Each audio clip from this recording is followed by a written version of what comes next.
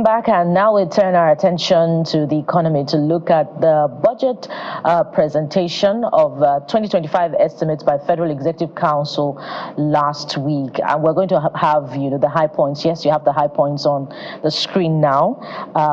The oil revenue target of 19.6 trillion naira, projected non-oil revenue sources standing at 5.7 trillion naira, and budget benchmark for crude oil is $75 per barrel, and the exchange rate to the naira 1,400 naira to the dollar. Yes, that's it. You have it on your screen.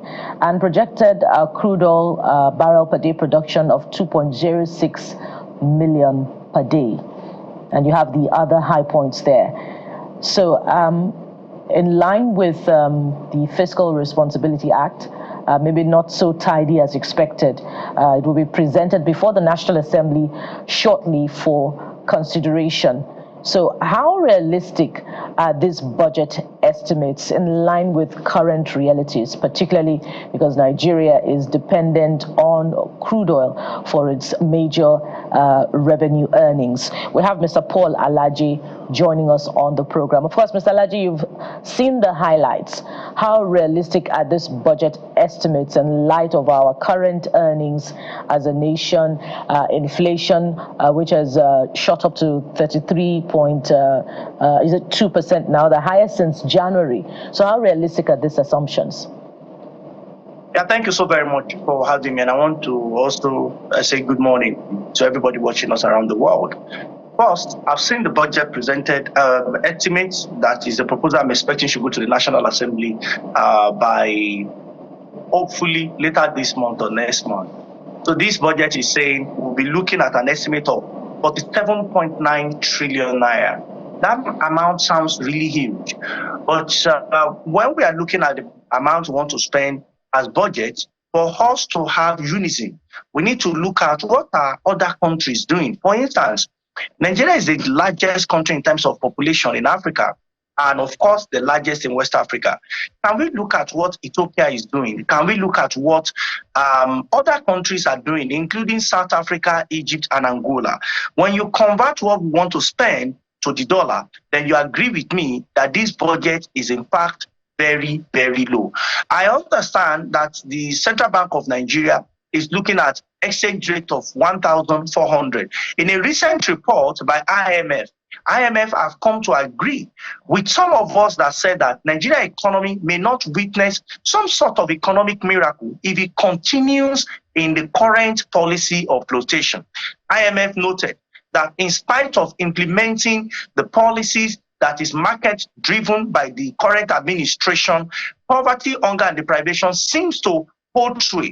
It also mentioned that some of these policies are not yielding the expected, the kind of result, if I can paraphrase, according to the report coming from IMF. So it's not only Nigeria that is faced with this economic quagmire, but countries or nations that have been badly affected with devaluation. So from the estimate that is said through MTF, it has been shown by 2025, 2026, 2027 that Naira will be at 1,400. Now, do I think that is realistic? Well, for me, if we are going to peg our currency, it may be realistic. But there is no way you will have 1,400. As at the time of this interview, we are seeing over 1,650 under the flotation policy. How therefore can we be talking of 1,400? Then you look at crude oil price. I think 75 is moderate. 75 is moderate. A lot of people are expecting the IMF and World Bank are expecting that this rate might even go up because of relative regional instability. But we should now realize that America will have a new president by January. And this president is, as mentioned, as part of the interview, that is going to make sure that wars that are going on in some part of the world end very quickly. If you look at what is being projected for crude production, reports revealed, and the report in this same MTF review that from January to July, the average production per barrel a day was 1.5 million. So If we have been doing 1.5 billion, in fact, the Bureau of Statistics revealed that the first quarter output was 1.4 million plus. And from that to January, it was 1.5 million. I understand from the report that some person stakeholders were discussed with, and these stakeholders had mentioned that we might be able to project to 2.1 million barrels production a day. I have a lot of worries that this would be a realistic projection. I think we should have been moderate. Look at what we projected for 2024 at over 1.8 million. We're unable to meet up with this target, even though we are still running 2024. I also understand that in recent time we hear that we might have done 1.8 million, but put it on an average from year end till date. I can tell you that we have not been able to do an average of 1.8 million, maybe at best 1.5, 1.6 million barrels. What happens when we say that we are going to generate some expected amount from crude or oil, and we're unable to do both quantity and price? Then definitely our total revenue will be badly affected. I look at government expected expenditure of about 47.9, part of which will be coming from debt. That we take significant proportion, I think about 13 trillion. And when you look at 13 trillion naira as part of debt service, it means we're looking at oil revenue and non-oil revenue to account for the rest. Now, when you look at debt service, the source of financing from the document is revealing we're going to be looking at both local and foreign. For me, to my mind, we might be doing beyond 13 trillion. And you might just want to wait and see whether we do above that or not. The reason is because I don't think if we don't achieve that 1,400 naira to the dollar by 2025, and we want to service our debt, especially foreign loan, it is very clear that we'll be doing more than that. But if we stay with what the numbers are saying today, then you know clearly that some of these projections at best might not be what we will expect. Well, maybe because it's still going to the National Assembly, there may still be some review, when it gets to the National Assembly. But for now, there are a few things that I think that may go the way government has looked at it. But clearly speaking, there are a number of things that I think we need to adjust this moment today. All right, Mr. Alaji, I'm looking at some of the assumptions of the 2024 budget, comparing it to our current reality at the moment. As I know, we'd assumed that we'll grow by 3.76%. Not this one. This is the latest one. I'm talking about 2024. We pegged exchange rate at 750 naira to a dollar. We know what it is today. We had pegged inflation rate at 21.4%. We know what it is today. I think oil production 1.7, we just did 1.8, so that's commendable, but the average is less than that because we're looking at average and we'll talk about oil prices. My interest at the end of the day is not just throwing budget, because what we realize when it comes to budgeting and planning is, for those of us who follow this space, it's easy for us to say, these are the estimates, these are the projections, these are the spendings, these are the revenues. How do we measure impact? Which is why I threw up this number. When 2024 was presented, these were the parameters that were presented as to assumptions and how the economy will fare. But look at what is our reality. So would you say that 2024 budget had a positive impact on the economy, so that we now look at how much impact or otherwise 2025 will be for the country?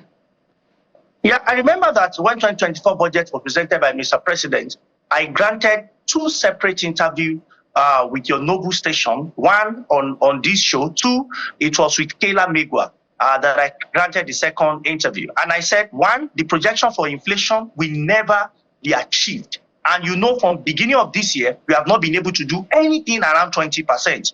Inflation has been around 30%. I also mentioned that because of exchange rate, that we certainly get worse off in 2024. And this was benefit of hindsight now, because that conversation was in January. I said exchange rate will get worse off. If care is not taken, by March it will be 1,500. As I talked to you, it's far above 1,500. That unemployment would increase. The impact should go to the life of people. Are we becoming poorer or are we becoming better? But World Bank says about 10 million people, not my word, World Bank chief that commended that we should continue with the policy, said in an interview with journalists that 10 million people have been added to poverty bracket in 2024.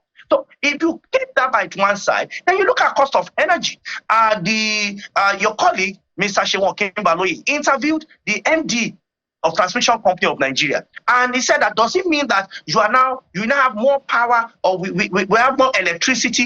If there is no more electricity and what we have before is what you are still managing to push to the public, how come you are charging more? The man said, have you seen what exchange rate is saying? And you can look at the clip, in your archive. Have you seen what the exchange rate is saying? What does that mean? Exchange rate certainly has impact on everything. Government has good intention all the time, but whether good intention is sufficient to bring us out of economic quagmire is a separate conversation entirely. To my mind, I think that to a large extent, 2024 budget has not performed optimally, not based on my yardstick, but based on what government has projected that it will do. It's expected to bring inflation down. It took inflation up. It's expected to reduce poverty. More people became poor. It is expected to reduce unemployment. More people, in fact, are out of jobs. And it's expected to have exchange rate at certain corridor. We are now doing worse than more than 100% worse of what is projected in that document. So when you ask if that has been done well, I would say that I have my concerns. And the report also revealed, I think till August, that less than 50% has been released to ministry and agencies of government. So if releases are some bottleneck and they have not been given as at the time expected, how can agencies of government implement projects that will help impact the life of people positively? And I think to a large extent. Okay. Oh dear. We'll try to get back to Mr. Alaji. Now we also need to review our budgets. We can. Technology definitely not a silver bullet. That we always say this. All right, but I can hear you. Okay, but go ahead. We're not hearing you at some point. Please go ahead, please. Okay, so I said we must have that conversation very soon and take that decision as quick as possible. The reason is because if we say that we can present our budget to the National Assembly at any time, we've seen some president presented it some last week or 2 weeks to the end of the year. We've seen some presented it last month of the year, 2 months before the year. What is recommended is that budget should have been presented not later than first week of October. Why? So that the National Assembly, the civil society can look at what is in the document, and economists, I must say, look at what is in the document and provide guidance for the entire nation before the budget is passed. The thoroughness of and scrutiny of that budget is important. Why? That is our largest fiscal document. At the end of the day, when Nigeria is great, it's going to be great for all of us. If its economy is hard, then it's going to impact all of us. Why? We are Nigerians. We've got no other option. And so, Mr. Alaji, whether it's timely presentation of the budget or the limit of spending as prescribed by the Fiscal Responsibility Act, one wonders if, the legislative arm, which is tasked with asking those questions, is asking enough of those questions, Mr. Alaji. And, I have good reason to ask that because the fiscal deficit projected for 2024 amounted to over 15 trillion naira compared to what was projected for 2024, which is 13 trillion naira. And our, deficit has reached an alarming rate of 7.5%, which is grossly in excess of what the Fiscal Responsibility Act prescribes. Can we rely on the National Assembly to put those limits on spending? Can we afford another supplementary budget as we have seen in this 2024 Appropriation Act? Well, unfortunately, we will have no option. There will be supplementary budget, not because of 2025 or 2024. It has become a pattern, at least in the last 10 years. There is hardly a year in the last 10 years that we have not had supplementary budget. And it's not a crime to bring supplementary budgets to the Assembly. The question will be, what is the purpose? Are we fighting a war that we did not envisage before the year began?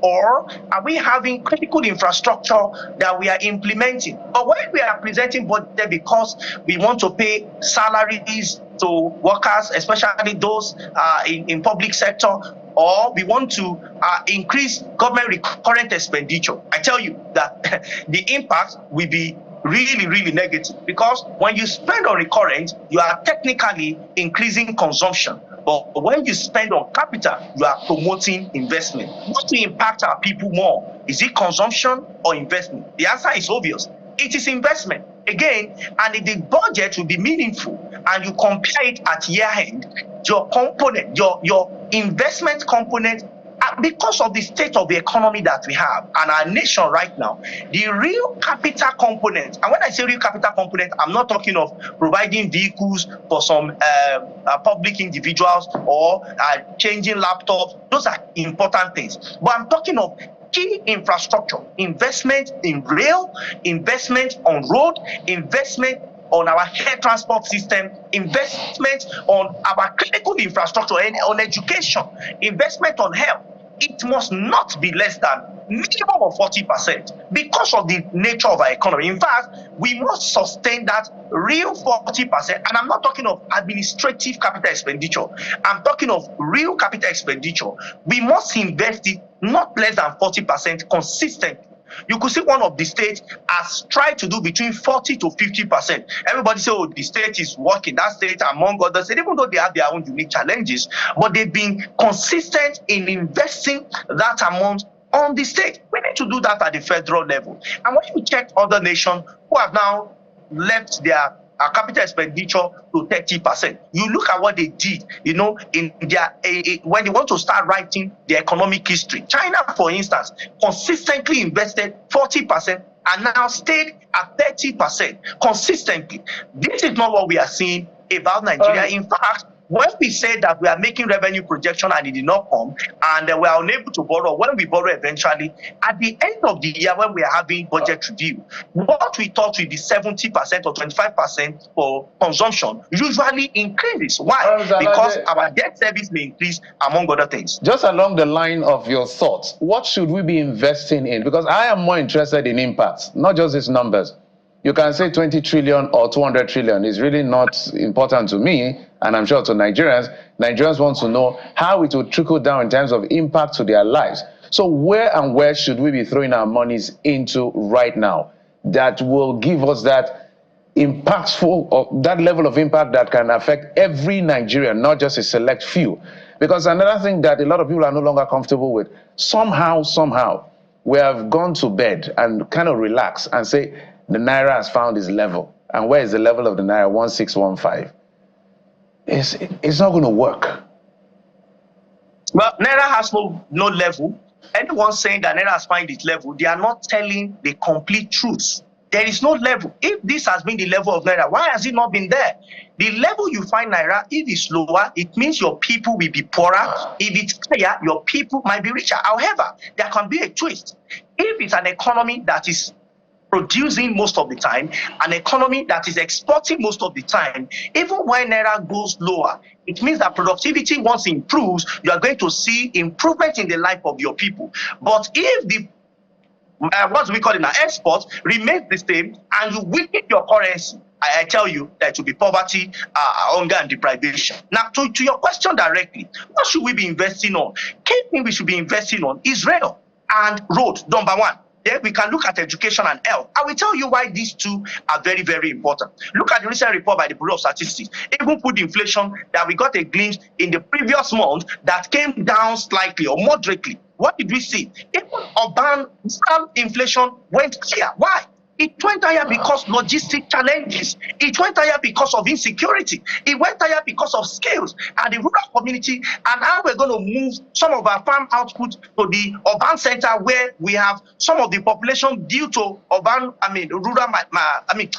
migration. If we don't do that, unfortunately, it's going to have negative impact on us. So the question is, we have seen what railway has done in the last administration. Remarkable progress from what the Nigerian Railway used to be. Remarkable progress. And you can't blame President Buhari for everything. But you know that Warri Tape started and ended while he was in office. You can blame him also for so many things, which of course they are genuine and legitimate. But we saw Lagos-Ibadan rail project started and completed. You may want to blame President Jonathan for many things, but we saw Abuja-Kaduna rail project over 80% completed. And President Buhari did not say, oh, this is not a party member, he completed it. What must we then do? Rail, road, health, education, these are key things that we must do. But this alone, federal government will not achieve it. What I'm expecting is that when we have a development plan saying that we're going to be having private investment, help government to put a lot of effort in this. New administration has come. I am expecting this administration to adopt that document,